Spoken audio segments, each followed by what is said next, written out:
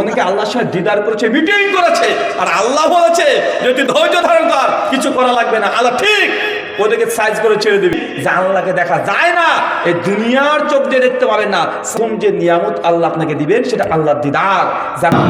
মহান সত্য আল্লাহ সুবহানাহু ওয়া তাআলার কাছে দোয়া, এই প্রার্থনা আল্লাহ সুবহানাহু ওয়া তাআলা আজকের এই আলোচনা সভাটিকে সফল করার জন্য যারা সার্বিক দিক দিয়ে সাহায্য এবং সহযোগিতা করেছেন তাদের প্রত্যেকের নাম স্বতন্ত্রভাবে নিয়ে শুকরিয়া আদায় করা সম্ভব নয়।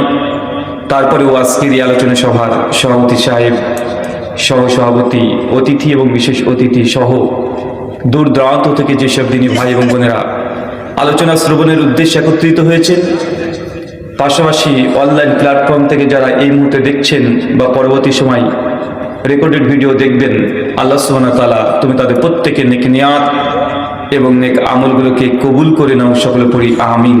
আজকে যে বিষয়ে গুরুত্বপূর্ণ আলোচনা হবে, আলোচ্য বিষয় চলন্ত ধর্ম বনাম চূড়ান্ত ধর্ম। কথা বুঝতে পারছেন? কে কে বুঝতে পারছেন না একটু হাত তোলেন তো। একজন, তার মানে একজনই আসলে বুঝতে পারছে না। আজকের আলোচ্য বিষয় কি? চলন্ত ধর্ম বনাম চূড়ান্ত ধর্ম। স্বাভাবিকভাবে বিষয়গুলো নিয়ে আলোচনা হওয়া বেশি প্রয়োজন, জরুরি।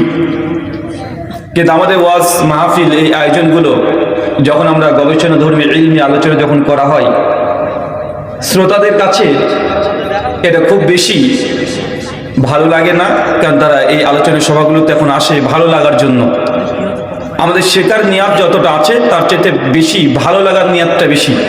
যাই হুজুর আসবে, ভারত থেকে আসছে, সুন্দর করে একটা গজল বলবে, অথবা হুজুর মানুষ কাছকে হাসাবে অথবা কাঁদাবে অথবা বিভিন্নভাবে মানুষকে এনজয় করাবে, এই জন্য অনেকে আমরা আসি, তাই না? এই জন্য ওয়াজ মাহফিল বাংলাদেশে মনে হয় না যে কম হয়। হিসাব করতে গেলে প্রতিদিন এই বাংলাদেশ 64 জেলায় এক একটা জেলায় গড়ে 10টা করে প্রত্যেক দিন, সে আহলে হাদিস হতে পারে, হানাফি হতে পারে, শাফি, যা আছে সবার মিলে প্রায় 8-10টা করে ওয়াজ মাহফিল বাংলাদেশে প্রতিনিয়ত হচ্ছে না? তো 64টা জেলা গড়গড়ান যদি এক একটা জেলাতে একদিনে যে 10টা করে মাহফিল ধরি, তাই লাগভাগ প্রায় 640টা আজকের দিন এখন ওয়াজ মাহফিল হচ্ছে না? তো এই ওয়াজ মাহফিল এক একটা আলোচনা সভা করতে গেলে লক্ষাধিক, কয়েক লক্ষ টাকা খরচ আছে, নিম্ন আছে না? খরচ 2 লাখ, 2.5 লাখ, 3 লাখ পর্যন্ত খরচ হয়ে যায়, 5 লাখ, 10 লাখ পর্যন্ত। তাই একটা দিনে যদি 640 খানা যদি মাহফিল হয়, কমপক্ষে বাংলাদেশের প্রতিদিন কয়েক কোটি টাকা শুধু ওয়াজ মাহফিলের পেছনে ব্যয় করা হয় কি হয় না? যতটুকু ব্যয় করা হয় ততটুকু কি আমরা ইসলাম সম্পর্কে সচেতন হই না? আমি তো মনে করি জুমার খুতবাতে যতটুকু মানুষের কল্যাণকর হয় এমন ওয়াজ মাহফিলে তার 100 ভাগের মধ্যে 30 ভাগও ওই কল্যাণটা আসে না। কারণ জুমার খুতবাতে কোনো ইনভেস্ট নেই, কোনো খরচ নেই। মসজিদ এটা স্থায়ী আছে, মাইক্রোফোন একদম একবার ইনভেস্ট করেছেন, কিন্তু যারা আলোচনা শুনতে আসেন, খুতবা শুনতে আসেন, ঘন্টাব্যাপী আলোচনা শোনেন, মাঝখানে কোনো বাদাম খাওয়া নাই, আছে নাকি? কিন্তু ওয়াজ মাহফিলে বাদাম খাওয়া আছে, মাঝখানে চা খাওয়া আছে, গল্প করা আছে, মন চাইলে বসলাম, মন চাইলে উঠে চলে গেলাম। কিন্তু জুমার খুতবাতে মানুষ বাধ্য থাকে, মানে ওখানে বসে থাকতে বাধ্য হয়ে যায়, হয় কি হয় না? কথা বলেন। তাই 1 ঘন্টা জুমার খুতবাতে যে পরিমাণ মানুষের কল্যাণ হয়, লক্ষাধিক টাকা খরচ করে সেই কল্যাণ পাওয়াটা খুব মুশকিল। আর তার জ্বলন্ত দৃষ্টান্ত নমুনা দেখেন, প্রতিদিন মাহফিল হচ্ছে, মানুষের পরিবর্তন কেমন হয়েছে। তবে হয় না একদম তা নয়, হয়। আমি যতজন মানুষকে দেখেছি, প্রায় 10 বছর এই ফিল্ডে কাজ করা হচ্ছে, তো মানুষ যখন আমাদের কাছে আসে, ঘরে বসে কথা বলে, আবেগ প্রকাশ করে যে ভাই আপনার বক্তব্য শুনে আমি আহলে হাদিস হয়ে গেছি আলহামদুলিল্লাহ। 4 বছর, 5 বছর, 10 বছর ধরে আমি ওই মানহাজকে ফলো করতাম, অন্য কিছু আমি পীর পূজা করতাম, কবর পূজা করতাম, খাম্বা এগুলো পুজো করতাম। তখন যখন জিজ্ঞেস করি যে ভাই আপনি আমার কোন মাহফিল, কোন আলোচনা শুনে আপনি এই সত্য জেনেছেন, উনি তখন জবাব দিয়ে বলে যে আপনার একটা বক্তব্য শুনেছিলাম ইউটিউবে।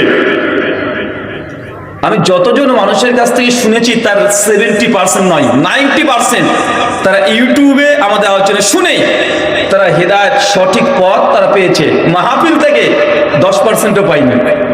তবে এই যে ক্যামেরাগুলো এসেছে, এখানে যত মানুষ আছেন আলহামদুলিল্লাহ এই ক্যামেরার মাধ্যমে আমাদের কণ্ঠস্বর গোটা বিশ্বে পৌঁছে যাচ্ছে না?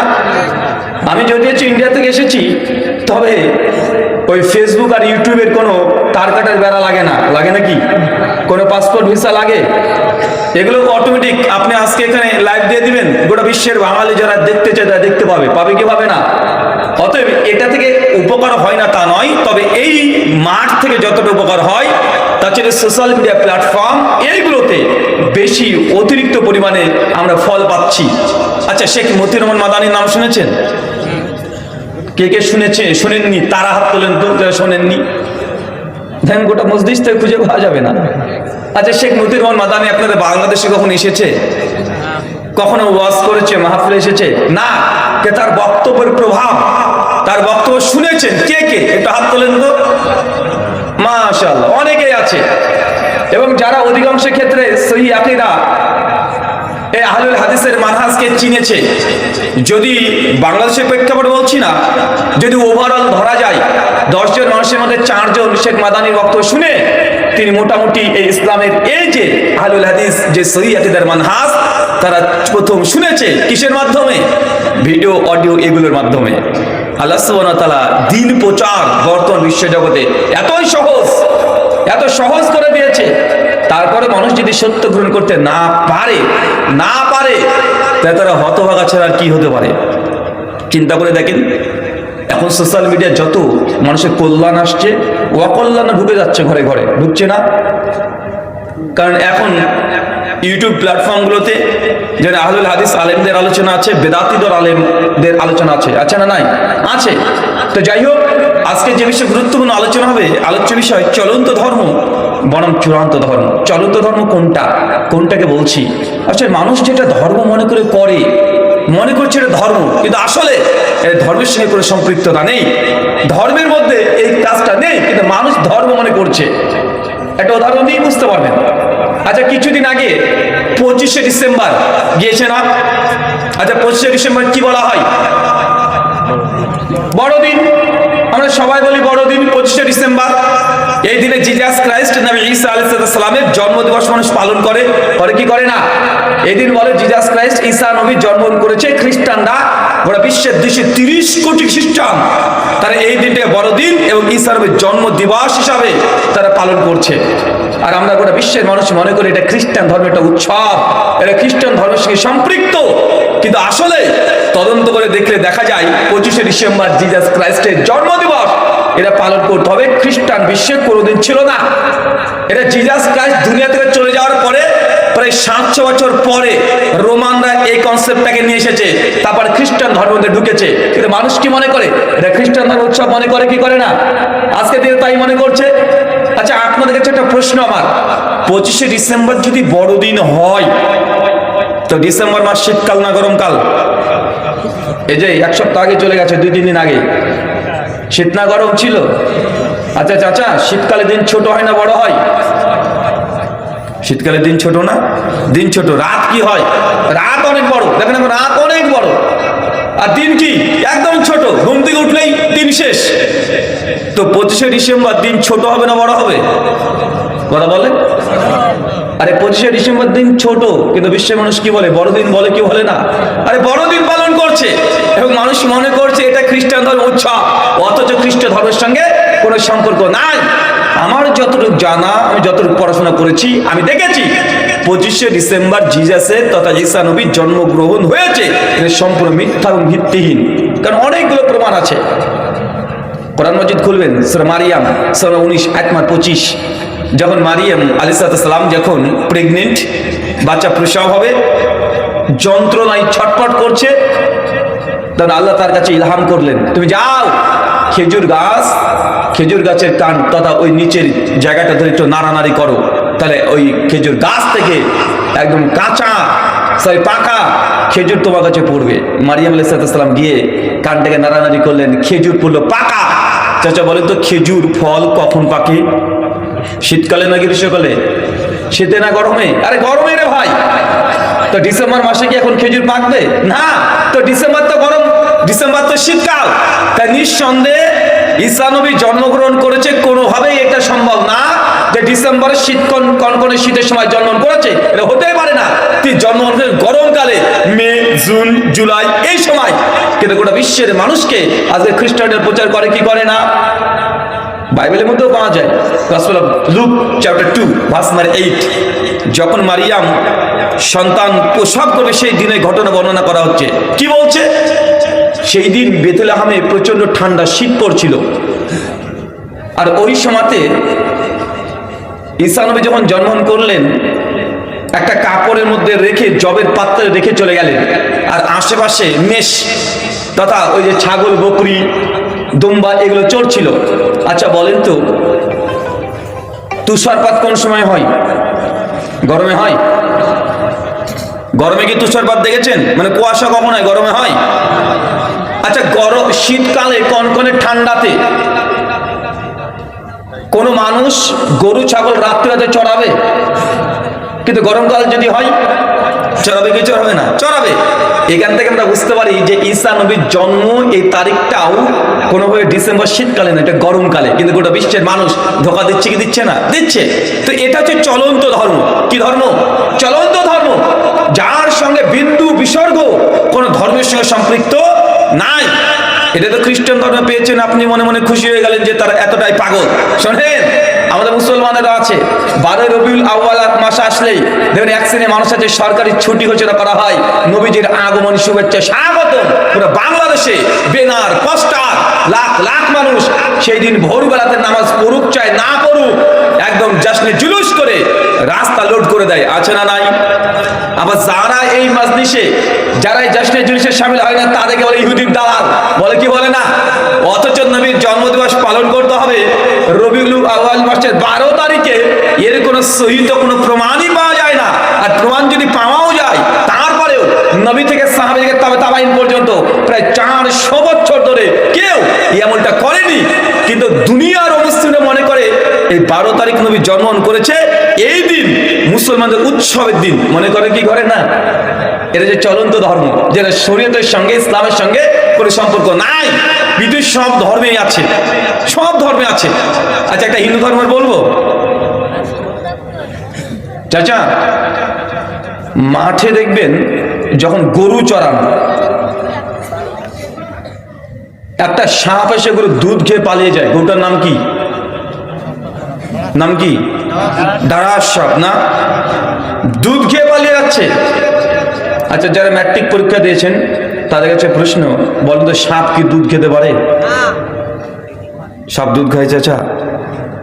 এই যে আপনি বলছেন যে ডাঢ়ার সাপ, আরে ডাঢ়ার সাপ দুধ খেয়ে পালিয়ে যায়।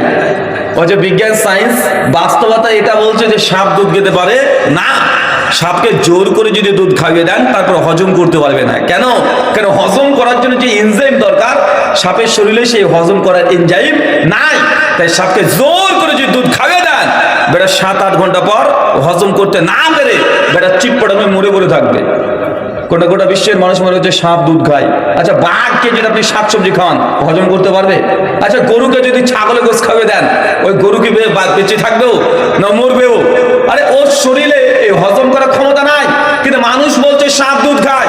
কিছুদিন আগে আমাদের উত্তরপ্রদেশ ইউপিতে একটা মন্দির হচ্ছে হিন্দু দাদাদের, নাম হচ্ছে নাগমাতা। নাগমাতা মানে হিন্দু দাদারা মনে করে সাপ হচ্ছে ভগবান। তার জন্য ওই নাগমাতা মন্দিরে প্রত্যেকদিন লাখ লাখ কেজি তার দুধ ঢেলে যায় ভক্তরা এসে।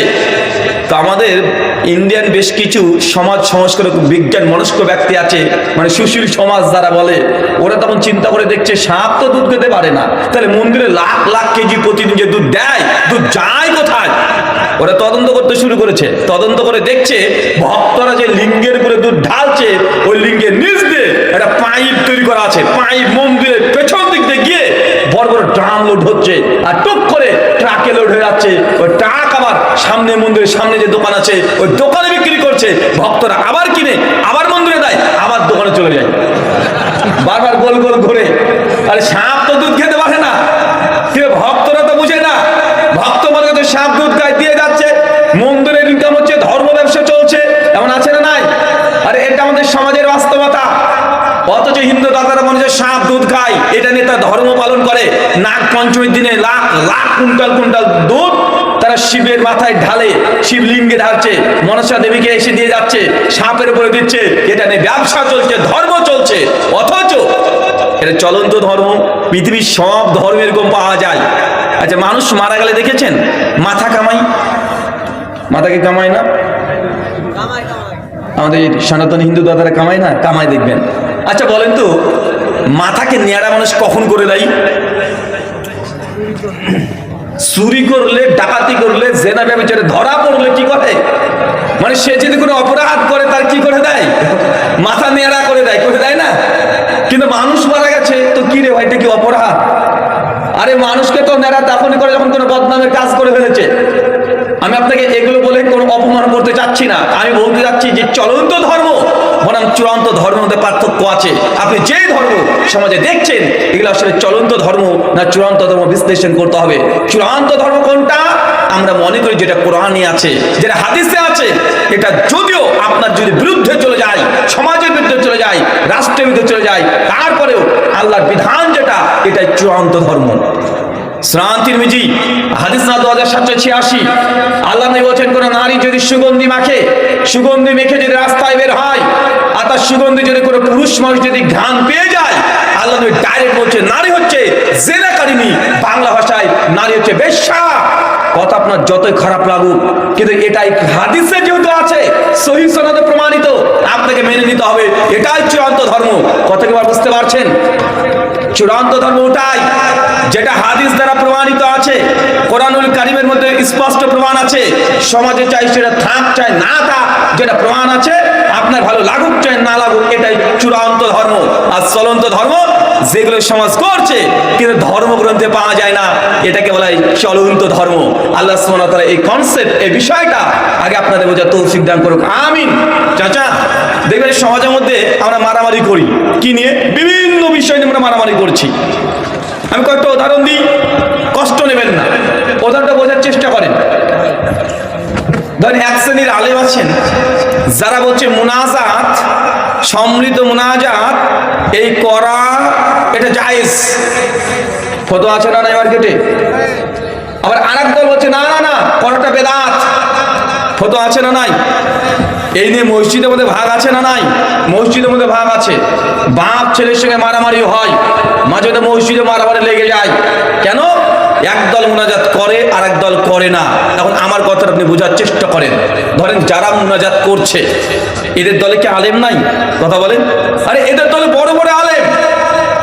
আরে 20 বছর ধরে মাদ্রাসা তারা পড়েছে, 30 বছর ধরে নিজেরা মাদ্রাসাতে মানুষকে পড়াচ্ছে, হাজার হাজার মাদ্রাসা তাদেরও আছে, আছে না নাই? আছে। আবার যারা বলছে না না মুনাজাত করা বেদাত, আচ্ছা এদের দলে আলেম আছে না নাই? আরে এদের দলে বড় বড় আলেম, এদের দলে মক্কা মদিনা থেকে পড়ে আসা মাদানী আলেম আছে। এরা 20 বছর ধরে নিজে মাদ্রাসায় পড়েছে, 40 বছর ধরে বুখারীর এরা দাস দিচ্ছে। এদেরও জুব্বা আছে, এদেরও পাগড়ি আছে, এদেরও জিব্বাও আছে। দুই দল একদম সেম সেম, আছে না নাই? কিন্তু ফতোয়ায় গন্ডগোল হয়েছে কি হয়নি? হয়েছে। এখন জনগণ তো আমরা বিপদে, যে একজন বলছে মুনাজাত বেদাত আর একজন বলছে দাত। এখন জনগণ আপনি কি করবেন? আমরা তো ভাই কোরআন হাদিস জানি না, আমরা তো মক্কা মদিনায় পড়েও আসিনি, তো জনগণ আমরা তো বিভ্রান্ত। আর কোন হুজুরের কথা মানবো? তো জনগণের আশা কি এই দুই হুজুরকে গাছে টাঙিয়ে বেধড়ক পেটা সব ঠিক হয়ে যাবে।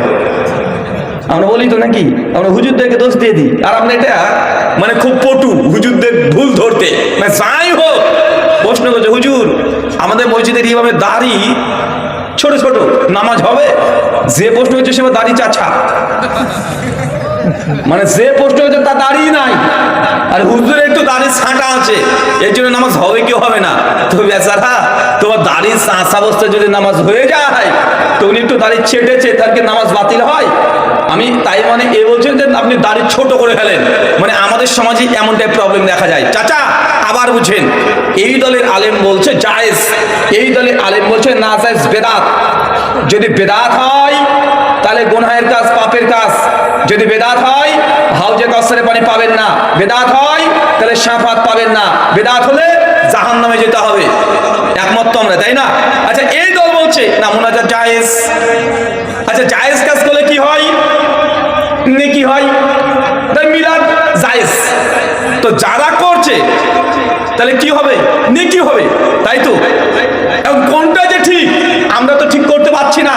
দুই হুজুরি মারামারি করছে, শত শত বছর ধরে মারামারি লড়ে আছে, লেগে আছে, কেউ ফাইনাল করতে পারছে না। এখন আমার সাদা মনে ভাই কাদা নাই, আমি যতটুকু বুঝি দেখাচ্ছে যারা বলছে মুনাজাত মিলাদ সব জায়েজ, তো এরা এতদিন ধরে করেছে কি? নেকি পেয়েছে। চাচা কি পেয়েছে? জোরে বলেন কি পেয়েছে? নেকি পেয়েছে। যদি এদের ফটো আল্লাহ তবে ঠিক হয়ে যায় তাহলে এতদিন ধরে এই মুনাজাত আর মিলাদ কিয়াম করে তার নেকি পেয়েছে। কিন্তু যদি এই দলের আলেমের ফটো আল্লাহ দরবারে ঠিক হয়ে যায় তাহলে কি হবে? চাচা বেদাত। বেদাত করলে কি? কুল্লু বিদআতিন দালালা, প্রত্যেক বেদাত হচ্ছে ভ্রষ্টতা। যদি এই গ্রুপ আলেমের ফটো আল্লাহ দরবারে ঠিক হয়ে যায় তাহলে আপনি মুনাজাত আর মিলাদ করে আপনি বিদআত করছেন, জাহান্নামে যাবেন।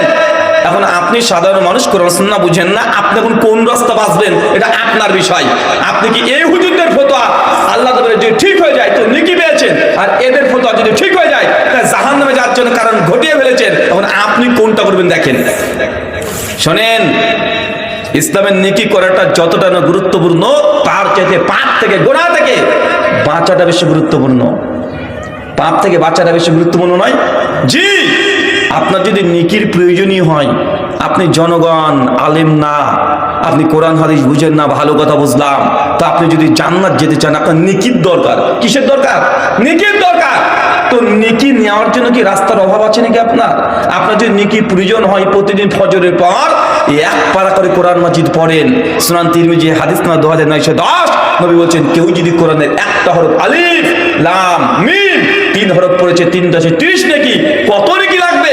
প্রতিদিন এক পারা করে কোরআন মাজিদ পড়েন, আপনার এত পরিমাণে নেকি জমে যাবে আপনার ক্যালকুলেটর নেকি ধরে রাখতে পারবে না। আপনি আর কত নেকি নেবেন? কেন আপনাকে ওই মুনাজাত করে নেকি কামানোর চেষ্টা করছেন? কেন আপনি ওই মিলাদের মতো জিনিস নিয়ে, যেটা ওলেমারা এখনো ঠিক করতে পারেনি শত শত বছর ধরে, এটা নেকির কাজ না গুনার কাজ? আপনি জনগণ কিছু বুঝেন না, আপনি ভিড়ের মধ্যে আলেমদের গোতাগতিতে আপনি কেন যাবেন? আপনার নেকির দরকার, জান্নাত দরকার। যেখানে আলেমদের মতভেদ নেই আপনি সেই জায়গা থেকে নিজে কামাতে আপনার সমস্যা কোথায়? কেন আপনি ভিড়ের মধ্যে ঢুকতে যাচ্ছেন? কারণ আপনি বেরিয়ে আসতে পারবেন না, নিজের যোগ্যতা নাই আপনার যে কোনটা হক কোনটা বাতিল বের করার। তো আপনার অবশ্যই উচিত যেখানে সন্দেহ নাই সেই জায়গা থেকে নেকিটাকে কামিয়ে নেওয়া। আপনার কত নেকি লাগবে? সহিহ মুসলিম কিতাবুত তাহারাত হাদিস না 263 আল্লাহ নবী বলছেন কেউ যদি প্রতিদিন শুধু অজুর পরে একবার কালিমা শাহাদাত পাঠ করে, আশহাদু আল্লা ইলাহা ইল্লাল্লাহু ওয়াহদাহু লা শারীকা লাহু, এই কালিমা শাহাদাত যদি কেউ একবার পাঠ করে আল্লাহ নবী বলছেন ওই বান্দার জন্য জান্নাতের আল্লাহ 8টা দরজা খুলে দিবে। সুবহানাল্লাহ। আল্লাহ বলবেন কোন দরজা দিয়ে আসার প্রয়োজন তোর? তো সেই দরজা মঞ্চে সেই দরজাতে প্রবেশ কর। আর কি দরকার আপনার? ওই মিলাদ আর মুনাজাত করে নেকি নিতে হবে? হুজুররা এখনো ফাইনাল করতে পারেনি যে জাত হবে না বেজাত হবে, আর আপনি ওর মধ্যে ঢুকে আপনি বারবার সমাজের মধ্যে বিশৃঙ্খলা সৃষ্টি করার চেষ্টা আপনি করছেন, আর হুজুরকে বলছেন গাছে বেঁধে এদেরকে পেটানোর দরকার। আর ঝামেলা তো আপনার। নেকি আপনার কত লাগবে? শোনেন, সুনান দারিমি হাদিস নাম্বার 1678 আল্লাহ নবী বলেন কেউ যদি প্রতিদিন 10 বার সূরাতুল ইখলাস পাঠ করে, মাত্র 10 বার। সূরা ইখলাস কোনটা চাচা? যে সূরাটাকে সূরা কুল নামে বুঝেন। কুল হুয়াল্লাহু আহাদ, বলো তিনি আল্লাহ এক এবং অদ্বিতীয়। আল্লাহুস সামাদ, তিনি আল্লাহ কারো মুখাপেক্ষী নন। লাম ইয়ালিদ ওয়া লাম ইউলাদ, তিনি আল্লাহ কাউকে জন্ম দেননি, তিনিও কারো কাছ থেকে জন্ম নেননি। ওয়া লাম ইয়াকুল্লাহু কুফুয়ান আহাদ, সেই আল্লাহর সমকক্ষ সমতুল্য কেউ নেই। কেউ যদি প্রতিদিন 10 বার সূরা ইখলাস পাঠ করে, নবী বলছেন বাইতুল ফিল জান্নাহ, তার জন্য জান্নাতে একটা ঘর আছে। আর কি লাগবে আপনার? আর কত নেকি দরকার আপনার জান্নাত যাওয়ার জন্য? মুসনাদ আবি আলাইহিস সালাম হাদিস আল্লাহ নবী বলেন কেউ যদি প্রতিদিন মাগরিবের পর 100 বার সুবহানাল্লাহ, 100 বার আল্লাহু আকবার, 100 বার কালিমা লা ইলাহা ইল্লাল্লাহ, এই বাক্য যদি কেউ প্রতিদিন 100 বার যদি পড়ে, আল্লাহর নবী আলাইহিস সালাম তিনি বলছেন সেই বান্দার আমলনামায় আসমান থেকে জমিন এমন কোন জায়গা থাকবে না যারা নেকি দিয়ে পূর্ণ করবে না। আর কত নেকি নেবেন আপনি? সুবহানাল্লাহ। আর কত নেকি নেবেন? নসরত হুজুর বলে দিয়েছে আরে ইল্লাল্লাহ জিকির করো। আরে নবী বললেন আফজালুজ জিকরি লা ইলাহা ইল্লাল্লাহ সবচেয়ে উত্তম জিকির লা ইলাহা ইল্লাল্লাহ, কিন্তু হুজুর বলে দিয়েছে ইল্লাল্লাহ জিকির করো। প্রমাণ কি? আর এটা গ্রামারের আলোকে জায়েজ, এটা নাহুর আলোকে জায়েজ, এটা সরফের আলোকে জায়েজ। আরে বেটা, নবী বলছে উত্তম জিকির লা ইলাহা ইল্লাল্লাহ, আর তোমার হুজুরের ইল্লাল্লাহ জায়েজ বোতাম এসে আমার সামনে পেশ করছে। আসে না কথা বলেন? আরে নবীর স্পষ্ট দলিল, তোমার হুজুর বললে জায়েজ, তার গ্রামারের পাণ্ডিত্য থেকে তার নাহু সরফের বুঝ দিয়ে সে বুঝেছে এটা জায়েজ, কিন্তু আল্লাহ দরবারে যদি না জায়েজ হয় যাবেন কোথায়? যাবেন কোথায়? যেখানে দলিল অকাট্য প্রমাণিত, আমি সেই জায়গাটাকে ছেড়ে দিয়ে কোথায় হুজুর একটু ফাঁক ফোকর খুঁজেছে, খুঁজে এখানে বোঝাচ্ছে যে না এটা জায়েজ, এটা করা যায়, করতে পারো, ওইখানে গিয়ে আপনি ঢুকে বসে আছেন। এখন ওই জায়গা থেকে যদি আপনি সত্যি না জায়েজ প্রমাণ হয়, তাহলে এতদিন যা করছেন এই কাজগুলো করে জাহান্নামে যেতে হবে কি হবে না? আল্লাহ বলছেন আমিলাতু নাসিবা, এক শ্রেণীর ইবাদত গুজার বান্দা আছে যারা ইবাদত করে করে ক্লান্ত হয়ে আছে। এত ইবাদত করেছে, ইবাদত করে করে ক্লান্ত হয়ে গেছে। আপনি তো ক্লান্তই হন না, ক্লান্ত হন নাকি? আল্লাহ এত পরিমাণ ইবাদত করেছে, সারা জীবন ইবাদত করেছে। আমিলাতু নাসিবা তাসলা নারুন হামিয়া, আমি আল্লাহ তারপরেও সে বান্দাকে ধরে জাহান্নামে নিক্ষেপ করব। তাই জাহান্নামে কে যাবে? এই আমলদার কার কথা বলছে? হিন্দুদের কথা, খ্রিস্টানদের কথা? আরে ওরা এমনি তো জাহান্নামে যাবে, তা আমল করলো অথচ জাহান্নামে যাবে। সেটা গসিয়া আয়াত 2, 3, 4 পর আল্লাহ বলছে। তাই চাচা সাবধান হতে হবে, ধর্মটা আবেগ দিয়ে নয়, ধর্মটা দলিল বুঝে দলিল নিয়ে আপনাকে করতে হয়। আপনার যদি নেকির প্রয়োজন হয়, হাজার হাজার সুন্নাত মজুদ আছে হাদিসের গ্রন্থে, ওই আমলগুলো করেন, কোনো সন্দেহ সংশয় নাই। কিন্তু আমরা ঘুরে ফিরে ভিড়ের মধ্যে প্রবেশ করার চেষ্টা করি কি করি না? আর দোষ দিয়ে আমরা হুজুরদের, যে হুজুরদেরকে পেটানোর দরকার। এখনো যদি না বুঝেন, আপনাদের সাতক্ষীরা অঞ্চলে মানুষ খুব ভালো বুঝবেন, এলাকাতে বেশি বেশি পুকুর আছে না, মাছ চাষ হয় না আপনাদের এখানে, গলদা চিংড়ি বিভিন্ন রকম মাছ চাষ হয় এখানে। দেখছেন আপনি একটা পুকুর আছে, বড় বড় এক পুকুর, কয়েক বিঘা মিলে, 4 মাস আগে মাছ, বিভিন্ন রকমের পোনা মাছ, ছোট ছোট মাছ পুকুরে থুয়ে এসেছিলেন। 4 মাস পর আজকে সকালবেলাতে বাপ্পাটা একসঙ্গে চলে গেছেন, যাই পুকুর থেকে মাছগুলো সব ধরে নিয়ে আসি। এখন পুকুরে সকালবেলাতে জাল ফেলেছেন, সারাদিন ধরে জাল ফেলে ফেলে ফেলে ফেলে যত পুকুরের মাছ ছিল সব তুলে ফেলেছেন। প্রায় 10 ড্রাম মাছ লোড করে রেখে দিয়েছেন। যখন শেষ জালটা ফেলেছেন, দেখছেন না আর কোনো মাছ নেই, সব ফাঁকা হয়ে গেছে। এখন আপনি জাল গুটে উঠে চলে আসতে যাচ্ছেন পুকুর থেকে, আর হঠাৎ করে দেখছেন যে পুকুরের মধ্যে কাদার মধ্যে কি একটা যেন নড়ে উঠেছে, আর আপনি তাকিয়ে দেখছেন যে মাছ ছুঁয়ে দিয়েছেন। আপনি ঝাঁপ দিয়ে পুকুরে যখন লাফ দিয়েছেন, হাত দিতে গিয়েছেন, আর আপনার না বলক ব্যাটুপুর থেকে বলছে আব্বা খবরদার হাত দিও না, ওটা মাছ না সাপ। চাচা আপনি কি করবেন? বলেন কি করবেন? আপনি মনে করলেন মাছ বলে ঝাঁপ দিয়ে গর্তে হাত ঢুকাতে গেছেন, কাদার মধ্যে ধরবেন, আর ব্যাটা না বলে 7 বছরের ছেলে, হাঁটুর বয়সের ছেলে আপনার গাল টিপলে এখন দুধ বের হবে, ও চাব্বা ধরুন ওটা মাছ না সাপ। এখন আপনি কি করবেন বলেন তো? ধরবো না। বলেন কি করবেন আপনারা? কি করেন আপনারা যদি এরকম সিচুয়েশন আসে? আপনি এমনি হিসাব করেন, বাপরে বাপ, আরে পুকুরে যত মাছ ছিল 10 ড্রাম সব লোড হয়ে গেছে, ওই একটা মাছ না সাপ এই বিতর্কে যেতে রাজি না। আপনি মাছ হলেও আপনি সাপ মনে করে ফেলে দিয়ে পারলে লুঙ্গি খুলে পালিয়ে আসবেন। আপনি আসেন না কথা বলেন? তা আপনি দুনিয়াটাকে খুব ভালো বুঝেছেন চাচা, যে রিক্সের মধ্যে দরকার নেই বাবা। 10 ড্রাম মাছ সব লোড হয়ে গেছে, ওই একটা মাছ না সাপ, ওই একটা মাছের লোভে আমি মাছ মনে করে সাপের কামড় খেতে রাজি না, আপনি পালিয়ে আসবেন।